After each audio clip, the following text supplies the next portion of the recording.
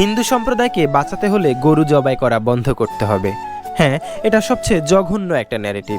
আর এই ন্যারেটিভের উপর ভিত্তি করে ওপার বাংলায় ক্ষমতার তাণ্ডব দেখাচ্ছে একটা রাজনৈতিক দল। আমি জানি না এতে মুসলমানরা কতটুকু ক্ষতিগ্রস্ত হবে, কিন্তু ঠিকই হিন্দু সম্প্রদায় ক্ষতিগ্রস্ত হচ্ছে। আসসালামু আলাইকুম, আমি আপনাদের মিজি ভাই সায়েম সবাইকে স্বাগত জানাচ্ছি। আশা করছি সবাই ভালো আছেন। আলহামদুলিল্লাহ, আমিও ভালো আছি। আপনারা সবাই জানেন যে সামনেই আসতে চলেছে মুসলমানদের সবচেয়ে বড় ধর্মীয় উৎসব কোরবানির ঈদ, যেখানে কিনা মুসলিম সম্প্রদায় পশু কোরবানি করে আল্লাহর সন্তুষ্টি লাভের উদ্দেশ্যে। এই পশুগুলোর মধ্যে থাকে গরু, মোষ, ভেড়া, ছাগল ইত্যাদি ইত্যাদি। অপরদিকে গরুকে আবার হিন্দু সম্প্রদায় তাদের মাতা বলে সম্বোধন করে।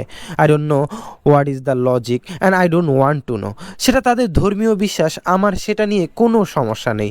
কিন্তু সমস্যা আমার একটাই, মুসলিমরা কেন গরু কোরবানি করতে পারবে না? আমি ভাবলাম অ্যাজ আ মুসলিম এটা হয়তো শুধুমাত্র আমার সমস্যা, কিন্তু এখন দেখতেছি এটা হিন্দুদেরও একটা সমস্যা। আপনারা হয়তো ভাবতেছেন কিভাবে, চলুন একটু খুলে বলি। ওপার বাংলায় বর্তমানে যারা ক্ষমতায় আছে উগ্র হিন্দুত্ববাদী একটা রাজনৈতিক দল, যারা কিনা ধর্মকে পুঁজি করে সমাজে দাঙ্গা লাগানোর চেষ্টা করতেছে। তাদের মতাদর্শ অনুযায়ী মুসলমানরা গরু কোরবানি করতে পারবে না। যদি কোনো মুসলমান গরু কোরবানি করে তাহলে তাদের উপর করা হবে অন্যায়, অত্যাচার, অবিচার। আর যার ভয়ে মুসলিমরা গরু কিনতেছে না। ঝামেলাটা বেজেছে ঠিক এখানেই। ভারতে বেশিরভাগ গরুর খামারই হিন্দু সম্প্রদায়ের লোক। তারা এই কোরবানির ঈদকে কেন্দ্র করে ধার দেনা করে গরু পালন করে, শুধুমাত্র যাতে কোরবানির ঈদ আসলে গরু বিক্রি করে তাদের সংসারটা ঠিকঠাক মতো চালাতে পারে। এখন যখন মুসলিমরা গরু কিনছে না, তারা সবাই পড়ল বিপাকে। ধার দেনা করে খামার করা খামারিরা এখন রাস্তায়। তারা নাকি পথ দেখতেছে শুধুমাত্র সুইসাইড করার।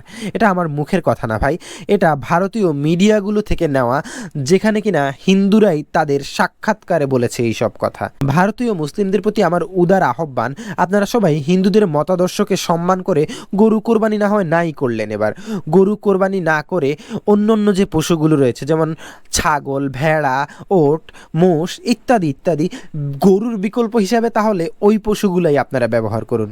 দেখি না কে কতটুকু বিপাকে পড়ে।